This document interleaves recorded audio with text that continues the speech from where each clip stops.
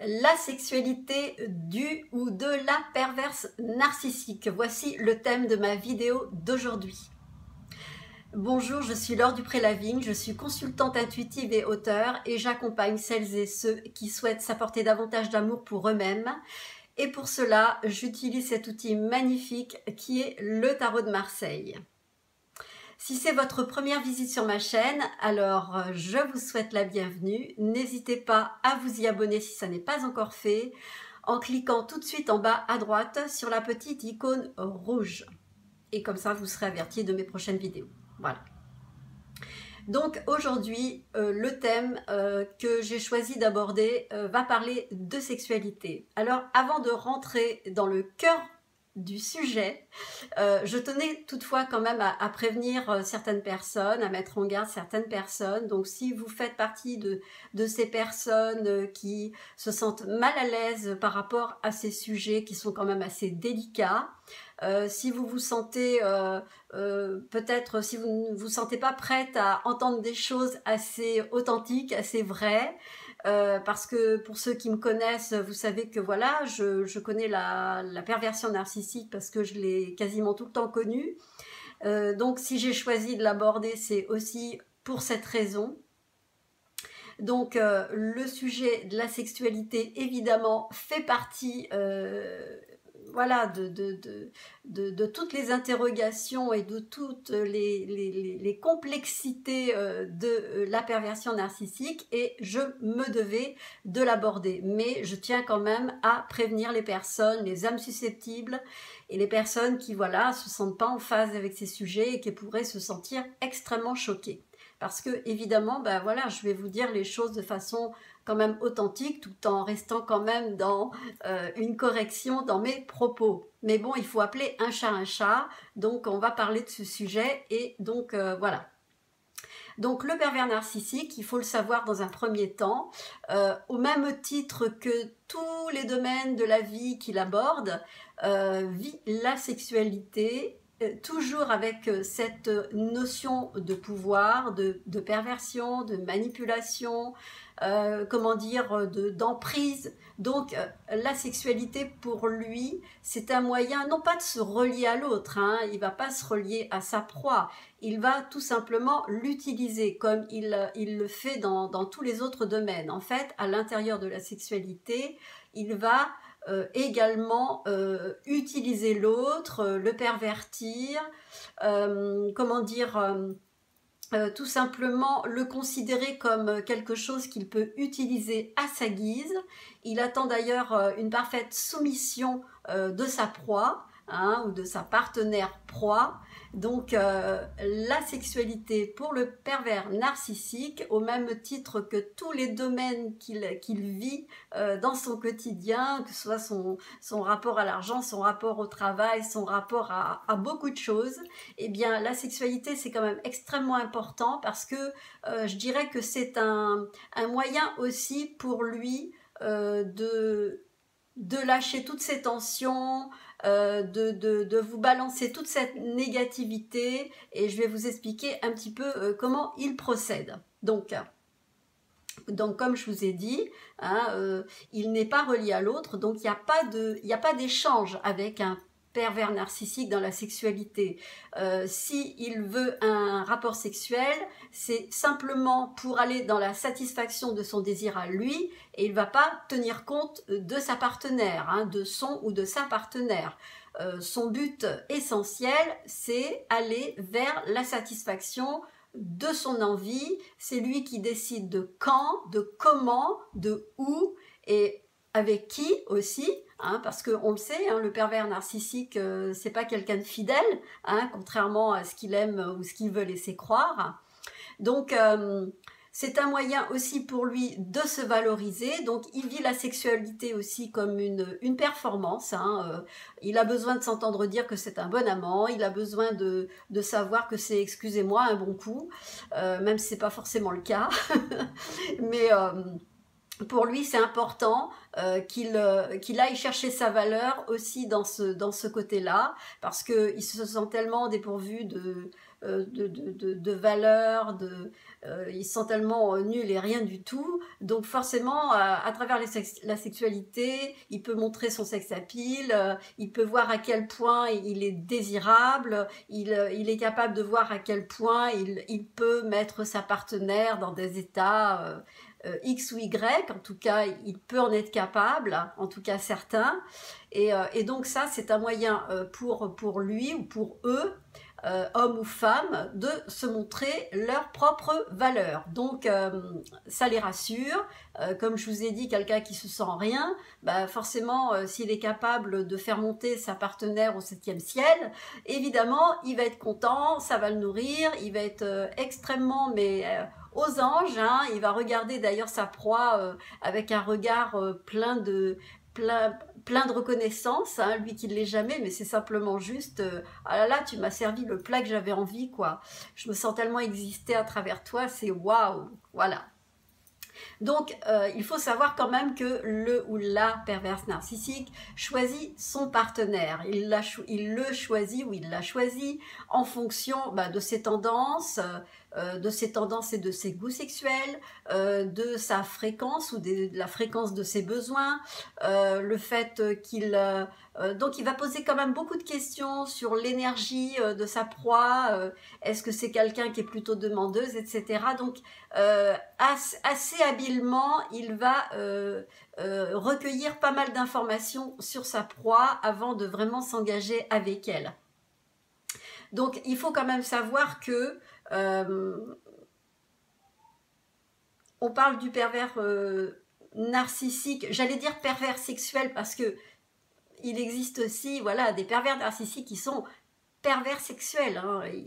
Leur plaisir simplement c'est de voir l'autre souffrir, donc ça peut aussi se manifester dans une attitude qui est vraiment sexuelle, leur perversion. Donc là, ce que je voulais dire au départ, c'est que quand je parle des proies, je parle des victimes, je parle des personnes qui sont quelque part consentantes, parce que en fait le problème de la proie c'est qu'elle est sous emprise. Donc en étant sous emprise, elle est prête, puisqu'elle est dans une dépendance affective, elle a besoin que son PN l'adore, son ou sa PN l'aime, donc elle pense que en ouvrant toutes les portes, en étant open à tout, même l'inacceptable, elle va se sentir aimée. Donc forcément elle va rentrer dans cette brèche. La proie, donc la victime, la partenaire du PN, le ou la partenaire, maintenant je différencie bien, eh bien elle va s'engouffrer dans quelque chose et il va y avoir une espèce de complicité entre les deux. Ça veut dire que le pervers narcissique va pouvoir, à travers le conditionnement qu'il va effectuer sur sa proie, parce qu'il va la conditionner, il va l'amener en fait à accepter en fait son côté pervers et les pratiques qu'il va avoir, il va les lui amener, mais d'une façon, comme vous savez qu'il est très intelligent, il va l'amener à cet aspect-là, à l'amener à faire des choses en lui faisant vraiment comprendre que c'est comme ça qu'on vit la sexualité, que la sexualité souvent c'est un jeu, il y a souvent une forme de perversion. Alors je mets quand même un petit bémol, parce que là je parle du pervers narcissique, mais par rapport à mon expérience, mon expérience vaut mon expérience, à valeur de mon expérience, hein, comme j'ai dit, moi il n'y a rien d'absolu dans ce que je dis, puisque je repose mes dires sur ce que j'ai vécu. Voilà. Donc, ce que j'ai compris, moi, des hommes, en général, peut-être qu'un jour je ferai une vidéo sur les hommes, ma perception des hommes, voilà, ou du moins comment les femmes voient les hommes. Mais moi, ce que j'ai observé de l'homme en général, à travers les sexualités, qu'il soit pervers narcissique ou pas pervers narcissique, c'est que les hommes aiment bien avoir des cochonnes dans leur lit. Je suis désolée de vous dire ça, messieurs ou mesdames. Mesdames, si vous êtes choqués. Mesdames, si vous croyez qu'un homme, en général, il va aborder l'acte au départ d'une façon très amoureuse, mais très très vite, vous allez vous rendre compte que on bascule du romantisme, on bascule carrément dans autre chose. Donc, les hommes, en général, et ça pour moi c'est une réalité, pour moi c'est une réalité, et pour moi c'est une vérité, je ne veux même pas revenir dessus. Ce que j'ai observé de l'homme, ou alors je suis tombée vraiment que sur des comme ça, c'est ils veulent des cochonnes dans leur vie. C'est tout. Ils veulent des femmes qui montrent un côté coquine, un peu vicieuse, un peu tout ça.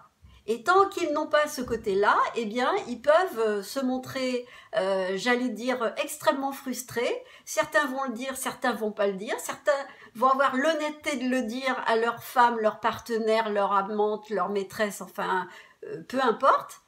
Mais il y a ça en eux, il y a ce degré de recherche, en fait, de piment dans la relation à l'autre. Donc là, c'était une parenthèse. Ça, c'est ce que j'ai observé de l'homme en général. Mais quand il s'agit du pervers narcissique, là, on est dans autre chose. Là, on est dans autre chose. Parce que le pervers narcissique se sert de la sexualité pour mettre sa proie, sa partenaire, sous emprise. Alors, comment il va faire ? Comme je vous l'ai dit, il l'a conditionné. Il l'a conditionné à entendre des mots crus. Il l'a conditionné à avoir peut-être des gestes à certains moments violents. Il peut avoir des gestes violents, il peut vous attraper par le cou, il peut vous flanquer des baffes, il peut vous avoir des gestes un petit peu, enfin des mouvements un peu abrupts, il peut vous retourner de n'importe quelle façon sans vous demander votre avis, parce que c'est lui qui a le pouvoir. Et c'est lui qui veut, en fait c'est lui qui veut mener la danse, c'est lui qui veut vous dominer. Et c'est lui qui veut s'autoriser à ce que... dans ces moments-là, il a envie de vous dire les mots les plus avilissants, les plus dégradants, les plus horribles, les plus inaudibles. Et vous n'allez pas supporter de vous entendre parler comme ça au départ, parce que vous allez dire « mais qu'est-ce qu'il me dit ?»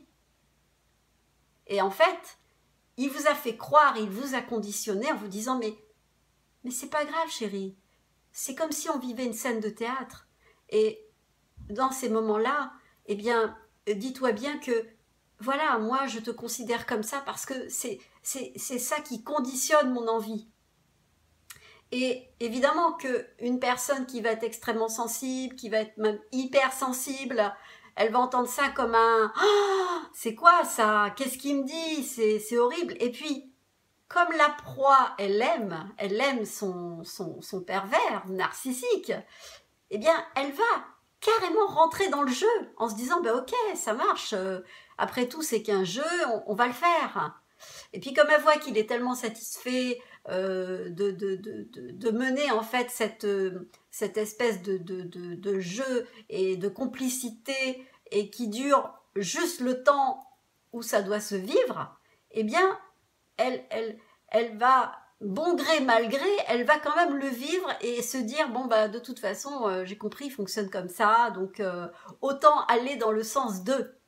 Alors je vous passe pas les moments où il va avoir envie d'être massé pendant une éternité, vous allez vous épuiser à le masser, vous allez vous épuiser, vous les proies, à leur faire des trucs et des machins et tout un tas de gâteries dont ils se lâchent jamais, évidemment, bien sûr.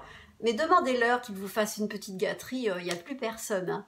Là, ils n'en ont rien à foutre. En fait, ce qu'il faut savoir, c'est que le pervers narcissique n'en a que faire de votre désir. Il prend la proie, pour lui, c'est un objet, c'est un outil de satisfaction. Il va s'en servir parce que pour lui, eh bien, et en plus, elle est quand même plutôt ouverte, elle est plutôt adaptable à tous ses besoins, elle est plutôt disponible. Enfin, écoutez, mais franchement, quoi de mieux, quoi. C'est fabuleux pour un pervers narcissique qui se dit elle est capable de s'entendre dire des mots, de se laisser dégrader, de subir des gestes qui sont pas qui peuvent être désagréables. Et moi je vais vous dire, alors ça va peut-être vous choquer aussi, mais la proie peut prendre du plaisir à vivre ça. Voilà, parce que le problème de la proie, c'est qu'elle a tellement accepté l'idée que l'amour égale souffrance, l'amour égale maltraitance, mais que ça, tout ça, ça lui paraît normal. Donc, le rapport entre la proie et le pervers narcissique dans la sexualité, mais peut carrément coïncider, quoi. Ça s'imbrique en fait, leur énergie et leurs besoins et leurs attentes mutuelles collent parfaitement en fait. Vous voyez? Donc, ce que je voulais dire, c'est que moi j'ai vécu les deux cas. Je suis tombée sur un pervers narcissique qui avait une excessive demande de sexualité, donc c'était de la sexualité à gogo et de la sexualité à n'en plus pouvoir, au point où eh bien, trop tue la sexualité et monsieur jamais satisfait et monsieur continuait à regarder des films porno et ben oui voilà, hein, c'était pas suffisant, donc j'ai vu à travers ça qu'il y avait un besoin de combler, un besoin de combler certainement des insatisfactions qu'il vivait dans plein d'autres domaines. Et pour lui, la sexualité, c'était un exutoire. Et en même temps, une emprise parce qu'il savait qu'à travers la sexualité, il me préservait. Enfin, il savait qu'il avait une emprise forte.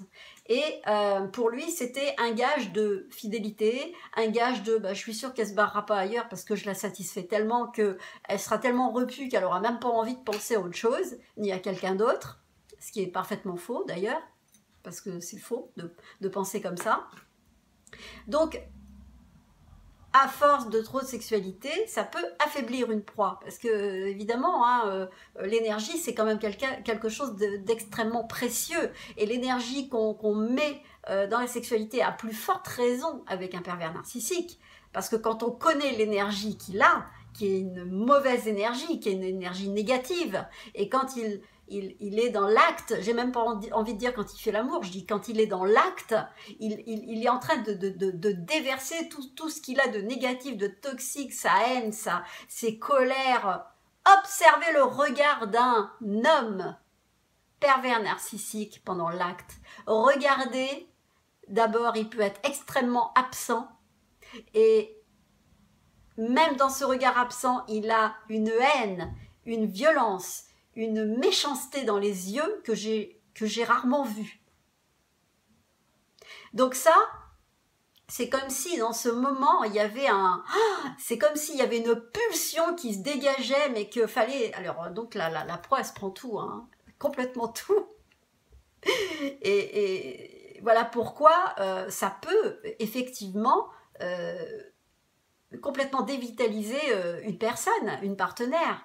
Un pervers narcissique qui est rempli de ses tensions et qui va choisir la sexualité pour déverser tout, il peut épuiser sa partenaire, il peut la dévitaliser, elle peut devenir complètement une loque, quoi. Voilà. Donc j'ai vécu ça, je l'ai vécu. J'ai vécu aussi une autre version avec l'autre pervers narcissique. Alors lui, il avait choisi la proie en fonction de ses désirs, en fonction de ses attentes, en fonction de son besoin de fréquence, de son goût à cette chose qui est la sexualité. Parce qu'il faut le savoir, tout le monde n'aime pas la sexualité. C'est pas forcément quelque chose qui est du goût de tout le monde. Voilà. Donc celui-là avait vraiment soigneusement choisi sa proie et en lui vendant le truc comme quoi il était extrêmement friand d'une femme désireuse, d'une femme gourmande, d'une femme qui a beaucoup d'attentes et qui aime le plaisir. Ok. Et dans la réalité, les choses se sont passées autres. En fait, il s'est complètement servi, en fait, du désir de sa proie pour justement pouvoir exprimer sa perversion. Et sa perversion, ça a été justement de priver sa proie. De priver sa proie d'un désir légitime qu'elle avait, normal. Et en fait, en la mettant dans la frustration, qui devient au bout d'un certain moment quelque chose qui casse le moral, qui est carrément déprimant, parce qu'il n'y a rien de pire pour une personne qui a cette vie en elle et qui a envie de le partager avec la personne qu'elle aime. Il n'y a pas pire que de voir le rejet de l'autre. Donc c'est déprimant, c'est horrible, c'est... Il n'y a pas de mots pour ça. Chacun a sa vision, mais au regard d'une personne qui est beaucoup dans cet élan, eh bien, elle peut le vivre, mais vraiment comme quelque chose de terrible. C'est une frustration, mais extrêmement profonde. Donc ça laisse dans un état de tristesse, de mélancolie, voilà, l'envie de pleurer le matin. Franchement, c'était extrêmement déprimant. Et le plaisir du pervers narcissique et sa joie et sa jubilation, c'était de voir sa proie dans cet état, malheureuse, frustrée. Et là, il était heureux parce qu'il en rajoutait. À cause de ça, il pouvait même culpabiliser sa proie en lui disant « Mais c'est toi qui es l'obsédé, t'es vraiment une obsédée sexuelle ?» Et puis après, d'aller même jusqu'à dire « Mais c'est bizarre, j'ai un truc là, ça me gratouille. » Genre, t'es pas allé voir ailleurs là, parce que là, j'ai un truc là, je comprends pas. Donc, il y avait même, voilà, il poussait même la proie à douter même mais est-ce que vraiment je me sens normale, je vais pas voir ailleurs, je ne suis qu'avec lui. Et là, qu'est-ce qu'il est en train de me dire? Il me donne rien, mais il est en train quand même de m'accuser que je le trompe. C'est quoi ce délire? Donc là, il y avait vraiment quelque chose de très sournois et de horrible. Et quand je disais dans d'autres vidéos qu'on marche sur des œufs, qu'il y avait des états de sidération, là, j'ai vécu des drôles d'états de sidération. Quand je voyais que le pervers narcissique avec qui je vivais refusait des relations sexuelles, je vais vous raconter une histoire après. Et qu'en plus, il culpabilisait de le tromper. Ok. Un jour, il m'a raconté une histoire. Il m'a dit, tu sais, la nuit, j'ai la visite d'une dame de nuit pendant mes rêves. Il y a une femme d'une beauté fracassante. Elle vient me rendre visite la nuit et elle est magnifique, c'est waouh. Et en fait, il me raconte que il a des rapports sexuels dans ses rêves avec une dame de nuit. Bon, ça peut faire rire du monde, hein. Mais en attendant, j'avais une rivale invisible. Alors, imaginez-vous, quand au petit matin, votre gentil mari qui vous aime bien et qui vous fait comprendre que il est fatigué, qu'il ne peut pas vous donner de sexualité. Le lendemain matin au petit déjeuner, il est très très fringant d'un seul coup et puis il vous dit « Oh là là, j'ai passé un très très bon moment avec la dame de nuit. » Waouh! Là encore, je rigole, hein. Je vous dis pas la tête que je faisais quand il me disait ça. Parce que déjà, il instaurait de la rivalité, il instaurait...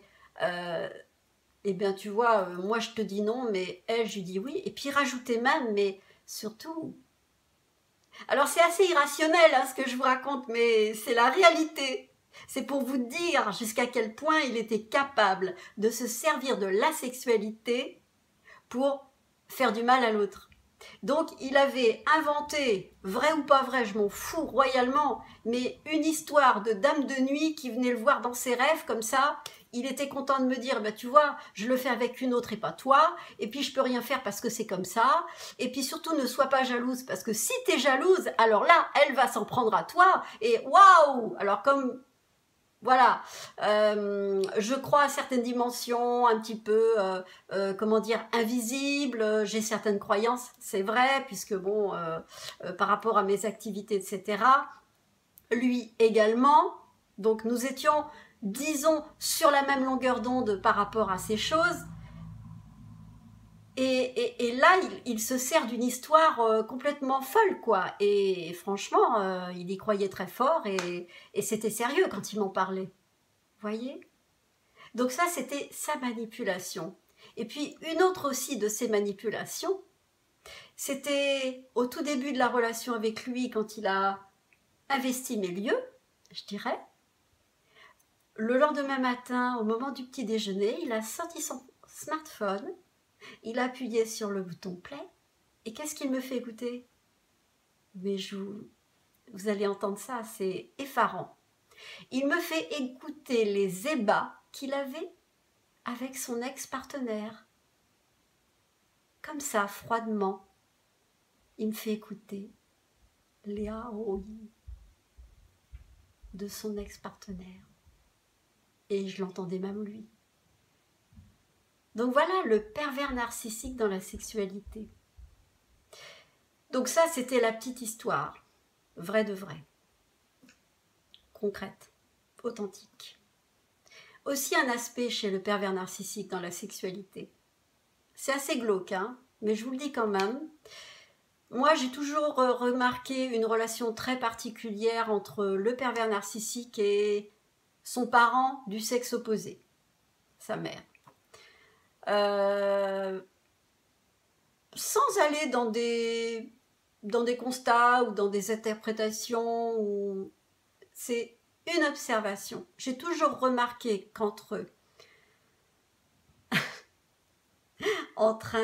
un mari PN et sa mère, il y a un truc incestueux, incestuel dans leur regard, leurs gestes, leur bonjour, leur manière de se chercher, de se regarder, de se valoriser, entre la mère qui a toujours détesté son fils, mais le fils qui est toujours prêt à démontrer un amour et une espèce d'attente de reconnaissance incroyable. Moi, j'ai toujours observé qu'il y avait quelque chose de bizarre dans leur relation.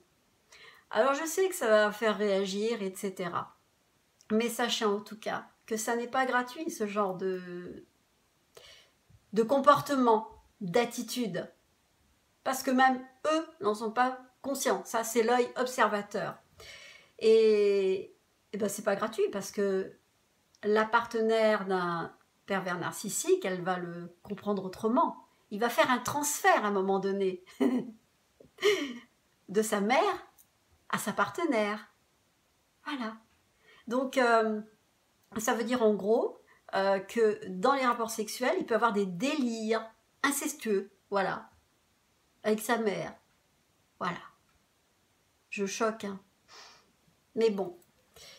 Alors évidemment, je vais vous dire, c'est des jeux tout ça. C'est de la complicité, c'est sous le couvert en fait, de la complicité, sous le couvert de tout ça. Il y a des jeux comme ça qui se jouent avec un pervers narcissique dans la sexualité. Je suis désolée de... Peut-être que je choque, hein. Mais bon, moi je préfère l'authenticité, garder certaines réalités. C'est pas la peine pour moi d'aborder ce sujet. Je veux pas rester dans le côté lisse que tout le monde connaît. Dire qu'un pervers sexuel peut aimer la sodomie forcée, ça va étonner personne. Qu'un pervers sexuel, il va carrément prendre du plaisir à non pas faire l'amour à sa partenaire, mais carrément la violer, ça va pas choquer non plus quelqu'un, parce que c'est dans la normalité, enfin, c'est pas dans la normalité, mais c'est dans une certaine logique qu'on peut imaginer, quoi. Quand on sait que la perversion, c'est vraiment le plaisir de voir l'autre souffrir, donc il n'y a que dans une forme de tension, d'oppression, de forcing, vous voyez ? Parce que même ça, j'ai eu ou j'ai connu ce genre de choses, voyez. Donc, j'avais envie de parler de la perversion du pervers narcissique, enfin de la sexualité, parce que effectivement, il y a un degré de perversion, mais je trouve que le plus pourri, c'est le plus sournois, quoi. C'est celui qui se cache derrière un comportement, une attitude, parce que sous le couvert de vouloir donner du plaisir, enfin de faire croire qu'il veut donner du plaisir, il y a tous ces trucs mais pourris qui tendent à piéger la partenaire tant sur le plan émotionnel, sur le plan énergétique. Elle va se perdre dans tout ça. Et sachez quand même qu'il y a quand même un échange d'énergie dans la sexualité. Et ce qu'on récolte du PN, eh bien c'est pas Jojo parce qu'il vous balance quand même l'énergie négative, mais comme la proie elle est consentante, eh ben elle va accepter tout ça, elle va faire avec. Donc voilà pourquoi pour moi c'était important et j'avais autant non pas de réticence, parce que pour moi chaque chose et chaque thème arrive au moment où il doit arriver. Mais j'avais envie de vous en parler, pas tout à fait rapidement, mais pour moi ça me tenait à cœur parce que pour eux c'est un moyen d'emprise, c'est un moyen de, encore une fois, de réduire l'autre, de l'avilir, de le dégrader, de se comporter avec l'autre comme s'il était moins que rien. Et après de lui reprocher, pourquoi pas, et de lui faire comprendre que ben, vous avez vu comment elle s'est comportée de façon, cette femme, ils l'ont vue dans un état qu'ils ont exigé d'elle, parce qu'elle elle, s'est prêtée à ça, elle l'a fait. Et moi je le dis pour les proies, vous, mesdames, je m'adresse à vous et peut-être même aux hommes, hein, mais si vous avez été amenés à vivre ce genre de choses, mais surtout ne vous culpabilisez pas, parce que c'est quand même un acte fort que de donner son corps. C'est un acte généreux. Au-delà de tout ce qu'on peut imaginer, oui, c'est une vicieuse, c'est un tordu, il pense qu'à ça, nanani, nanana. Mettez ça de côté. Il faut avoir beaucoup de générosité pour donner son corps. Et à plus forte raison de le donner quand on sait que l'autre va se servir de nous comme un objet. Donc, honnêtement, que ça soit perçu comme du vice, de la dégradation, que ça peut avilir la personne, peu importe, vous avez le droit de penser ce que vous voulez, mais moi je vous dis à vous les proies, hommes ou femmes, si vous avez eu à subir ce genre de choses, déculpabilisez-vous. Vous l'avez fait par amour. À partir du moment où vous n'avez rien fait de méchant, que c'est resté moral et dans un cadre, hein, voilà, entre hommes et femmes consentants. Ok, c'est ok. Vous n'avez pas à vous sentir coupable parce qu'il vous a dégradé, parce que vous avez eu l'impression qu'il vous a amené dans quelque chose où vous vous êtes senti mais tellement sali, tellement dégradé, mais vous l'avez fait pour lui ou pour elle, parce que vous l'aimiez. Donc, moi, je voulais un petit peu retirer toute cette zone un peu de « ah, c'est pas bien, ah, c'est mal », etc. Parce que déjà, dans la sexualité, il y a quand même beaucoup de tabous, mais il faut quand même savoir qu'on se construit dans la sexualité à travers ce qu'on a vécu dans notre vie, hein, dans notre enfance. Hein. Notre sexualité elle découle à la fois de notre vision, de ce qu'on a vu, de ce qu'on a subi, de ce qu'on a entendu, de ce qu'on a vu et de la façon dont on a été traité. Donc, tout ça est relié tout ça est relié comme tout le reste à notre passé. Donc là où on peut glisser, je dirais, en se sentant vraiment très très mal, où on se sent hyper dégradé, bah, faut l'accepter. Faut l'accepter, ça ne veut pas dire qu'on n'est pas capable de vivre la sexualité d'une façon plutôt belle, plutôt dans l'échange, dans un beau partage. C'est vrai que les proies sont des femmes ou des hommes extrêmement généreux hein, de ce côté-là, parce qu'ils sont vraiment capables de se donner, mais totalement, et d'aller au-delà de beaucoup de limites. Et c'est pour ça que les PN les aiment autant. Surtout si le PN est versé dans ce côté-là, ce qui n'est pas le cas de tous. Hein. Voilà, c'est toutes les tendances sont dans la nature. Hein. Voilà, c'est comme dans un tableau, il y a toutes les couleurs. Et donc, il y a toutes sortes de couleurs dans un tableau, comme il y a autant de PN avec des tendances différentes et des proies avec des tendances différentes. Mais voilà, j'avais envie de faire cette vidéo pour que la plupart des personnes, des femmes, des victimes qui ont eu à subir vraiment la violence de leur partenaire PN, les mots, les gestes et tout, déculpabilisez-vous. Ça ne veut pas dire que vous le méritiez, ça ne veut pas dire que vous étiez une mauvaise personne, ça ne veut pas dire que vous étiez vicieuse ou une vraie... voilà, t'es une salope, et ben c'est pas parce qu'il vous a dit ça que vous en êtes une. C'est simplement parce que vous avez joué un rôle à un moment donné et que vous vous êtes prêté à ça. Et pour autant, vous êtes une personne bien, vous êtes une personne respectable. Voilà, voilà ce que j'avais envie de vous dire.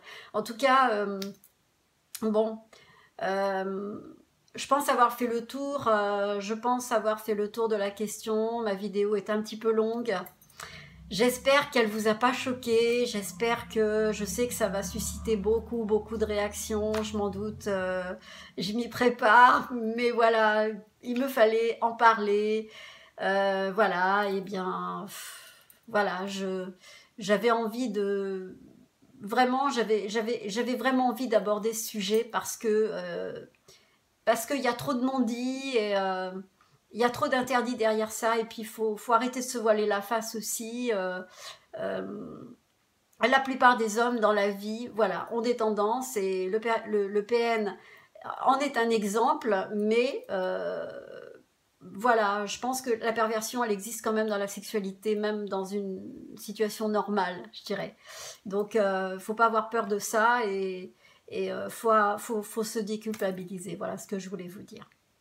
En tout cas, bon voilà, si cette vidéo vous a plu, n'hésitez pas à mettre un petit pouce bleu, à partager, à aimer, donc à laisser des commentaires, j'y m'y attends.